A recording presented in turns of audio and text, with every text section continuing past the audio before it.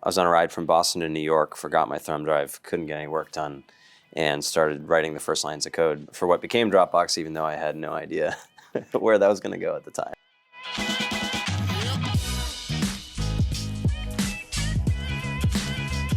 Hey guys, welcome back to another Foundr interview series. My name is Nathan Chan, and today we're in San Francisco at Dropbox headquarters, and we're speaking with Drew Houston. Now, he's the founder and CEO of Dropbox, and incredible company, probably doesn't need an introduction. I'm sure you're probably aware, so I'm going to be speaking with Drew about how he started, origin stories, the new vision that they have for the company, and so much more. So Drew, thanks so much for taking the time. Thanks for having me. Good to see you. Yeah, great to meet you. So the first question I ask everyone that comes on is, how did you get your job? How did I get my job? On a bus ride. So I kept forgetting my thumb drive, and the whole Dropbox founding story is I got really sick of having to carry my thumb drive everywhere, and if it wasn't a bus ride, I was about to put in the washing machine, or I was always one step away from disaster. And then I was on a ride from Boston to New York, forgot my thumb drive, couldn't get any work done, and started writing the first lines of code for what became Dropbox, even though I had no idea where that was going to go at the time. Billions of dollars in annual revenue, hundreds of millions of users. You've had incredible success, and some people would say that the success that you've had, you're an anomaly. Do you think anyone can achieve what you've achieved in life and business? I think there's one thing that's been surprising about going through this process and meeting other people who've gone through this process is when you're just in your room with an idea, or if you're starting your first company, you wonder what's behind the curtain, right? And who is this? Who are these people that are able to do all these things? And I've been pleasantly surprised that there's not anything that magical about it. And it's there are a lot of factors that go into making something work out. Some of those are outside your control, like things we benefited from timing with Dropbox and so on. But and true, the odds are stacked against having a company that goes public or hits. So you need there's a confluence of luck and skill, and just not giving up is a big part of it too. So I don't think it's literally true that everyone should start a company, or that every founder can roll the dice and get and have that kind of outcome. But I have been pleasantly surprised that it's achievable. And even if it's overall successful, there are a lot of ups and downs, and it doesn't always look successful from the outside.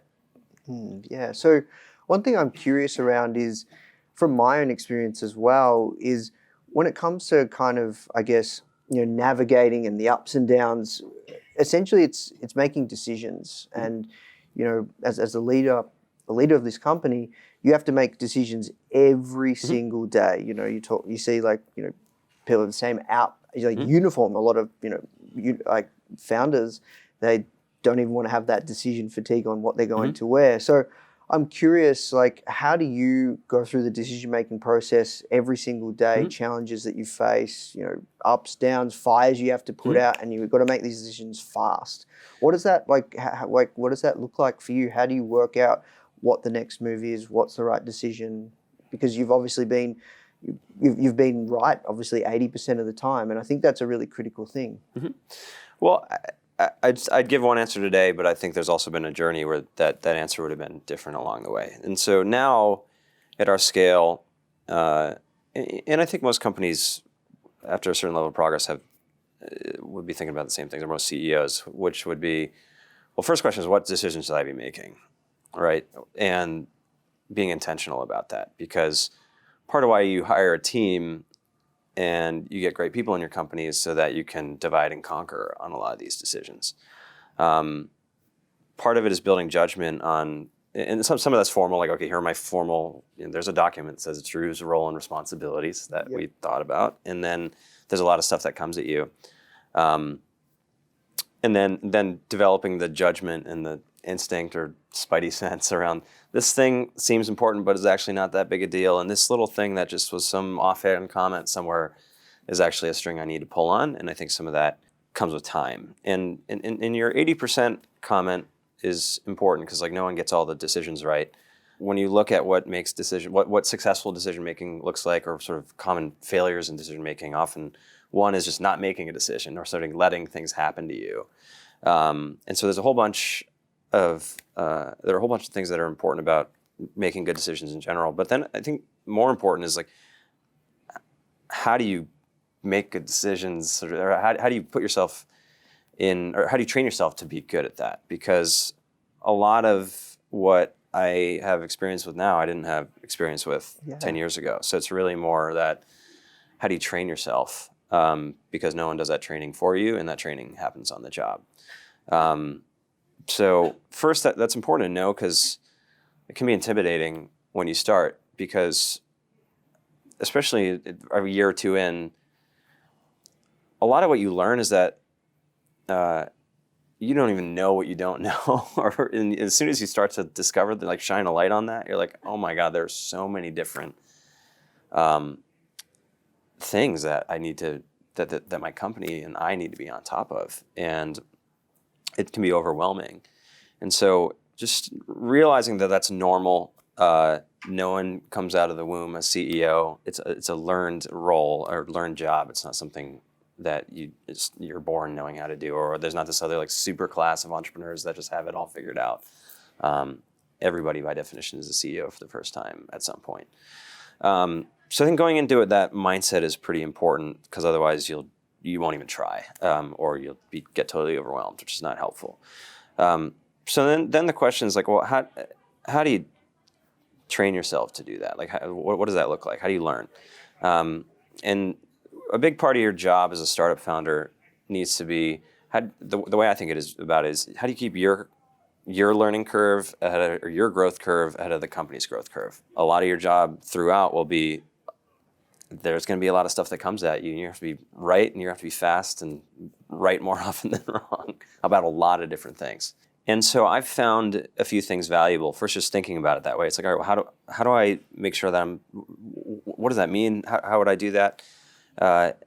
One question I like to ask myself is, okay, a year from now, 2 years from now, 5 years from now, what do I wish I had been learning today? Or what will I wish I had been learning today? And usually the answers will be pretty different on different timescales. So I remember back in 11 years ago, we just raised a seed round. We had a prototype, and we were about to raise our first round of funding. That list of like, what do I need to do in 1 year, 2 year, 5 years would be very different, right? So 1 year would be like, all right, we have a prototype, but we have no users. We need to figure out how to get users, right? But then 5 years, it's like, all right, how to become a good executive? How to become a good manager? How to become a good leader? How to become a good public speaker? There's a to-do list of like pretty heavy things that, fortunately, you have time before you really need to be great at them, and you can actually improve a lot in 5 years. So you probably can't. It's sort of like learning an instrument. A lot of these skills, first, most of them are trainable. You're probably not going to be great at guitar in 3 weeks, but you can probably make a lot of progress in 3 years. So, thinking about, trying to answer that question, and then for me, it's been reading. It's been having other founders in a community of folks who are 1 year, 2 years, 5 years ahead, or at the same place. You'll learn different things from each, and so developing a strategy for learning, which we can talk more about. Yeah, because when I think about founders that I've seen that are really successful, a lot of the times they've just been able to outlearn everyone. Mm-hmm. That's what it really comes down to. Mm-hmm. Of course, they've got an incredible team, great product, all those other things, but with the CEO leading the company, they've been able to outlearn. Mm-hmm. So I'd love to dive a little bit deeper on that. Like, mm-hmm. Obviously, being at Y Combinator and having that network has been incredible for meeting founders that are a few years ahead mm-hmm. of you. Do you think that is a must for being able to outlearn, or? I think it helps a lot, because there's a part of the learning that you have to do yourself, and it's a set of actions that you take, and then second is the environment you put yourself in, and so, and I think you have to you have to take care of both. So for me, the environment was really important. So going back even to college, a lot of the first employees that worked at Dropbox were some of our fellow students at MIT. And Arash, my co-founder, and I, he dropped out of school to do this, which is a whole other story. But he was about to be a senior. But I met him through another friend of mine who I met in the Entrepreneurs Club at MIT. And if I hadn't had that relationship, like, things would obviously have been very different. And so there's that network of people that have similar goals as you, who inspire you, can have friendly competition. A lot of what got me interested in Y Combinator is one of my best friends, who is another classmate at MIT, got into Y Combinator, and I had been rejected a couple of years before. I was accepted the second time around, but the first letter from them was a rejection letter. So, but that kind of environment of choosing your peers, like being intentional about it, not just having it be the random people around you. And then certainly moving to Silicon Valley, being in Y Combinator gives you a community of founders who are going through similar things. And then if you're in some kind of hub for startups, and you have role models and people that, especially as you make progress on your business, and if you do interesting things, then you get access to interesting people, which is helpful in a bunch of ways. But I think being thoughtful about designing your environment is as important as a lot of the skills of, okay, how do I learn? But those skills are important too. Interesting. So I'd like to switch gears and talk about yesterday's announcement. So yeah, for those that are not familiar with the new vision and mission, I'd love to hear like kind of what the kind of switch is. Yeah. Well, yesterday we introduced Dropbox Spaces, and Spaces is part of a bigger evolution we've been on that really started with our customers, and realizing that the experience of using technology at work has become incredibly fragmented and distracting. And a lot of the tools we're using that you think would be helping us focus have unintentionally made it impossible to focus. And that's a problem if you need to use your brain at work, because your brain works best when you can focus. And so that was the higher level problem. But then with Spaces, what we wanted to do is like, well, how do we fix this environment? How do we make it less fragmented? How do we make it less distracting? How do we take people out of 100 different tabs and all these things blinking at you all day and all these different apps that don't work together? And how do we evolve Dropbox into the app that makes all your other apps work better together? Because certainly we saw our customers having this problem, but we're all living this, right? Because it's very different from 20 years ago when we got 5 emails a day, not 500. Maybe you're just using Office, and that was fine. But now you're using Office and G Suite and Slack and Zoom and Dropbox and all kinds of stuff. So too many tools. What we saw people doing with Dropbox was they didn't see it just as a place for your stuff, or just a folder on your desktop.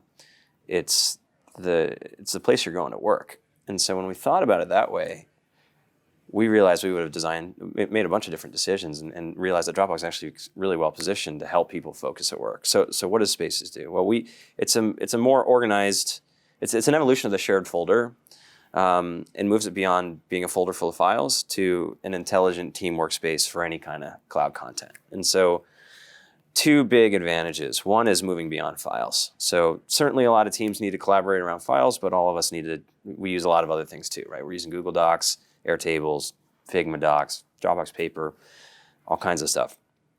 There's never really been a great way to organize all that in one place, because you can go to Dropbox or you can go to Google Docs, but then you have 2 search boxes or 10 search boxes. And we saw a big opportunity to pull that all together. So you can still have your PowerPoints and PDFs, but they can be next to your Google Docs and Trello boards and whatever else you have, give you one space, not 10. The second is turning Dropbox into more of a workspace. So when you look at how Dropbox has worked since the beginning on your computer, the interface is the operating system, and that's in many ways what people love about it. It's just in the background. just works. And so there's a seamlessness that's really good, but then there are a lot of limitations, because if you look at the experience of the Finder or just your operating system in general, that user experience hasn't really changed since, or basically looks the same as the early 80s when it was first introduced on the original Mac, right? And it's a list of files and folders, stuff starting with A.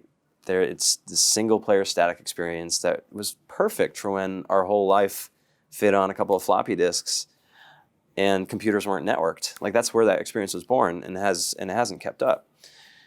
So when we looked at that, we're like, if you were to redesign this for 2019, you'd make a bunch of obvious changes. You'd want to be able to have the content, and you'd want to have files and any kind of cloud content, but then you'd want to have people, and you want to have activity, and you want to be able to comment on things and see what's been happening. You want to organize by all the projects you're working on. You want to be able to see your calendar and Slack you from the app, or start a Zoom meeting with you from the app. These are all things you can do with Dropbox Spaces. So that, in conjunction with a new foreground desktop app, what we call the new Dropbox, which we announced in June, is version 1 of building this smarter workspace, because a lot of that environment right now is there's a lot of room for improvement. Yeah, no, it's super cool. I was really excited to see, what you guys are doing, but I'd love to dig into the strategy there, because, you guys are one of the category kings in, storage and files, right? And in some cases, you would think, okay, well, you guys do acquisitions like HelloSign. It's another tool that we use. We pay for like 100 different SaaS tools in our company, right? So many different tools. There's too many tools, and I agree with you. But I'm curious why I think it's really interesting how you guys have decided, instead of maybe building your own tools, just bolting them on. Like, you've got this incredible brand and hundreds of millions of users. Why not just bolt on these different tools, like a project management tool, like a messaging tool? Sure. But you guys have gone the other way, and you're integrating them all, so it's all seamless. And I'm curious, why did you choose that strategy? Because you would think, if you've got this brand, you would try and just bolt on another tool that and try and become a category king, and say, let's not use Slack, let's use our tool. Right. Well, it starts with the customer. It's like, what problems do they need solved? And because a lot of these other problems are either solved or sort of are in the process of solving themselves. And we learned this lesson the hard way in some ways early on, because in the beginning, Dropbox was a place for your stuff, and that's how a lot of people used it. But then a few years ago, we found that people were using it for photo sharing, using it to back up their phone, using it to collaborate at work. And these are very different customers, very different use cases, and really needed very different products. And so we found ourselves spread pretty thin. And we realized that our market was evolving, so our products needed to evolve, and you need to be thoughtful about how you do that. And you need to figure out, where is your company really going to contribute and have an advantage?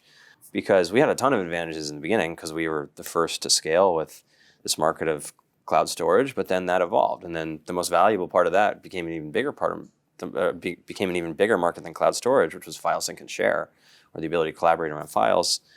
And we realized that if we just tried to stay a cloud storage company, that was going to be a bad place to be, because of fairly obvious things like, are we going to compete with the iPhone to back up your iPhone? Like, how's that going to go, right? But then in photo sharing, a bunch of companies working on that.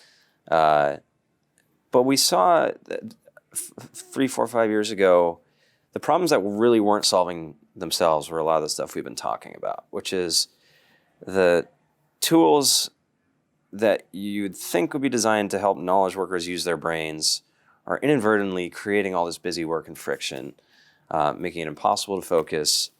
I found that personally just fascinating. I experienced it myself, and I'm like, there's a big opportunity here. So the strategy has been to think about, all right, we could bolt on a bunch of stuff. A lot of tech companies do that. That bundling strategy is often very successful. But in our case, we didn't want to just build another thing that was like everybody else's thing, when there were all these other obvious problems, like the one that we've been talking about, which is like, all right, now I've got this new problem that didn't exist 20 years ago, which is, how do I organize my working life across all these different ecosystems and tools? Because I'm not going to make the tools go away because they're great. The tools themselves are great, but they're just missing a connective tissue. They're not part of a smart system. The problem isn't the tool, it's the workspace. Our workspace is, no one's designing it. It's just sort of happening. Yeah. So that element of focus on, all right, just getting back to fundamentals. Who's our customer? What do they need? Who else is trying to solve this problem? Why are we better? Getting really, as your company scales, you have to get really explicit about those things when you could kind of wing it before. And that's like, those are really important questions to get right. Interesting. Because, yeah, as your company grows, you want to, expand the business model and try and, have that S curve, right? And because products come and go, right? And you want to be able to ride that. So sometimes it can be too late and you can get left behind, or sometimes, which often is the case, founders get, I guess they experience entrepreneurial ADD and they want to create something new because it's fun. How do you know, like because we talk about focus and this is the kind of the theme. How do you know when it's time to kind of launch a new product or a new service or another way you can help your users? We talked about learning. First is having a good understanding of how markets work and realizing that whatever your particular business situation is, it's very unlikely that you're the first company to ever experience it. And sometimes, especially in the Silicon Valley, there can be kind of this exceptionalism. It's like, it's all different this time. Or we're a tech company, so the rules don't apply to us anymore. And sometimes there are ways in which that's true, but more often, what you're experiencing is has been seen many times in business, or at least rhymes with many. If it's not the exact situation, you can draw a lot of analogies. And so, studying business history, studying markets.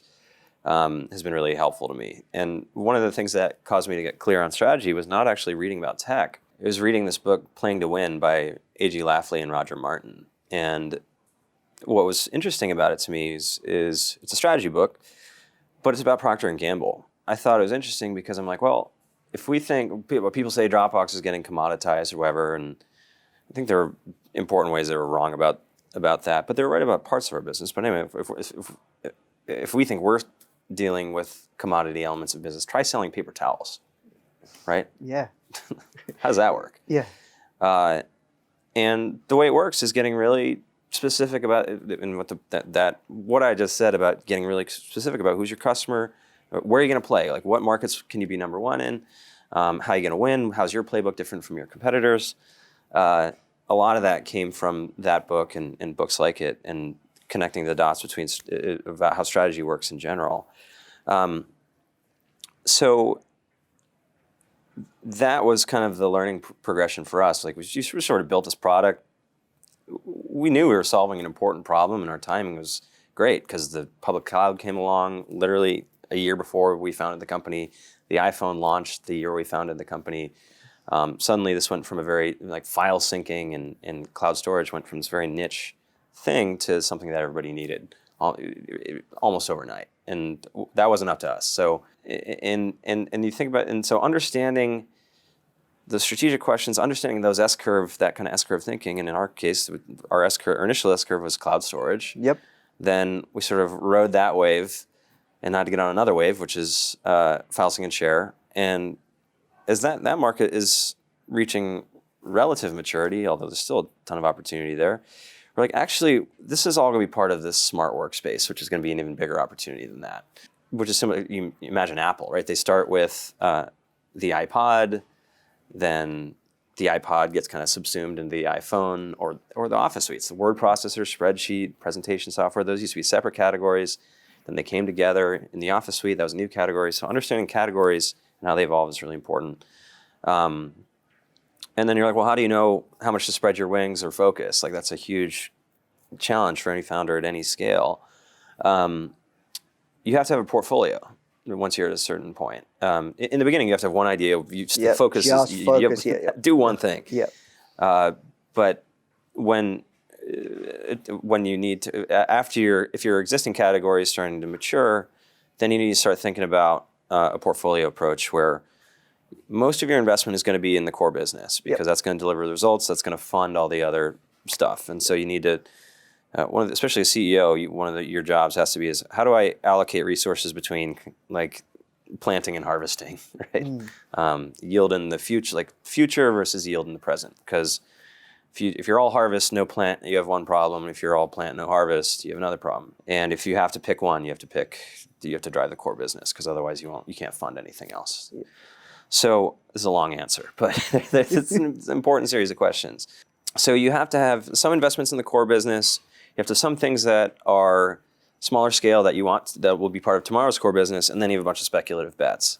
And so to use an analogy, you have your trees, saplings, and seeds. And it's not that one is better than the other. You just need all of them, and you're going to proportionally put more of your investment in the core, but make sure that each thing is graduating to the next stage.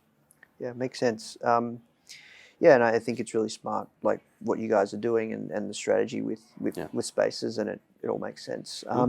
So look, we have to work towards wrapping up, right? Sorry, I really enjoy this conversation. So one last question, and I'm just curious with everything that you've accomplished.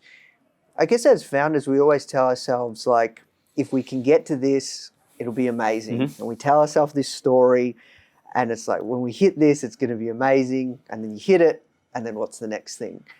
I'm curious, like at this point of your growth as a CEO and a founder, can you have it all? And do you still have that going through your mind? Like, I can't wait till we get to this. Is this what you're going through now with the new vision? Well, it's an interesting journey. I mean, I think we've been through a lot of cycles where a lot of the stuff we've done has been very successful, and we've had periods where a lot of people were wondering what we were doing. I think what I've learned is stuff that's pretty obvious, but it's really important that people say get passionate about what you do, okay? But I think you need to kind of be obsessed, and so I think one of the most important things you need to figure out is like, what can you get obsessed with?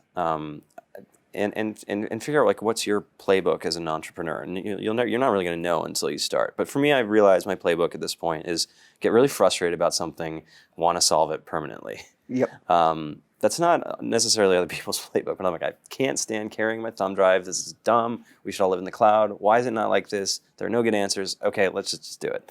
And then 3, 4, 5 years ago, similar kind of thing. I'm like, I've kind of collected all the merit badges, that I want in startup land. Like, what am I doing? And it's great, the stuff that we're doing with files, but there's so many more like bigger challenges in the world. And then realizing that. I talked to this engineering director at SpaceX who was literally working on a Mars landing, and I'm like, this is really amazing. Like, how does that work? What tools do you use? How do you all work together? And he looked at me like I had 3 heads. He's like, what are you talking about? And I was like, what's it going to take to put someone on Mars? And the answer was basically a lot of emails and a lot of files. And I realized that whether it's a Mars landing or sustainable energy, climate change, healthcare, education, any big cause you care about depends on organizing groups of knowledge workers and basically getting them to be able to use their brains. And when I talked to him and anyone else I talked to, like the struggles of a rocket scientist are the struggles of an everyday knowledge worker. Like all these pings and distraction, can't focus. And so I realized, like, wait, we're only as good as our tools. And the tools are getting in the way when they should be helping us. And I'm experiencing this as just in my own professional life. I'm like, I'm running around all the time, like meetings all day, inbox all night. But I'm like, I'm not actually using my brain. Like, what's up with that? And got super frustrated. I'm like, I want to fix that problem permanently. And so I got obsessed with that problem where like, if you have a big organization, it can often have a lot of smart people, but the company makes some questionable decisions or build stuff that doesn't make sense. And I got fascinated with that. And I also had the chance to watch some of my friends who kind of reached the finish line, went on the beach, had a blast for like 2 months, and then they started having these existential crises. Like, what am I doing with my life? They weren't happy, actually. And I realized the happiest people around me were the ones who really were working on something that they really cared about. And I think this is a lesson you just have to keep relearning. And, with my first company, I really love the idea of being a founder. I really love photoshopping business cards that said Foundr on them, but I was doing test prep and helping kids get into college, and nothing wrong with that. But I was like, if all my dreams come true, I'm going to be the king of like standardized test prep. And I'm like, I don't know if that's really again, nothing wrong with that, but I'm like, I think there's like other stuff that I'm probably more passionate about and kind of burned out. And that led me on a meandering path to forgetting my thumb drive and kind of becoming obsessed with Dropbox. So I think a lot of these things the fundamentals are kind of basic, but they're lessons you have to keep relearning, even if you've been through it before. So can you have it all? No, of course not. I think the last thing that is really important is, there's this quote, I think it's Ray Dalio, he might have gotten it from somewhere else, but he's like, you can have anything you want, you just can't have everything you want. And that's like obvious, but if you think about it, it's like, then it means trade-offs, right? So I love what I do, but yeah, there are a lot of things, and I don't love every moment. It's a lot of responsibility, right? And there's just a lot of stuff that comes at you that you have to deal with, and and by choosing one thing, you're saying no to a lot of other things. But when you also realize that it's your choice, it's not a burden you carry, it's a choice you're making. That's important, because if you're like, oh, this is just such a pain and it's happening to me, and you're basically saying, I have no control over this, I'm helpless, I'm a victim, and that's a recipe for burnout and resentment and all kinds of bad stuff. But if instead you're like, no, I'm choosing to do this because, like, look at this future state that look at the way the world should be, and it's not happening by itself. Like, I actually need to put a dent in that problem. And I choose to do that, and I choose to have this, and look at all this awesome stuff I have, and yeah, there's the parts of my job or whatever that aren't as great, but it's my choice. Then you have agency, and it's true. Like, you're making these choices. But I think that's really important, because then that carries you through. One of your biggest risks can be burnout, and getting exhausted and giving up. And so figuring out how to manage your own psychology, prevent that from happening. No one's going to do that for you. And so mindset and having a healthy mindset around these things is really critical. Yeah, I agree. Well, look, we have to work towards wrapping up. Thanks so much, Drew. Really enjoyed our conversation. Thanks for having me. You're welcome. Thank you. The Foundr mission is to help you create an ass-kicking business and help you learn straight from the mouths of world-class founders. Get your free printed edition of Foundr magazine featuring Sir Richard Branson. Just cover shipping and handling at foundr.com/Branson.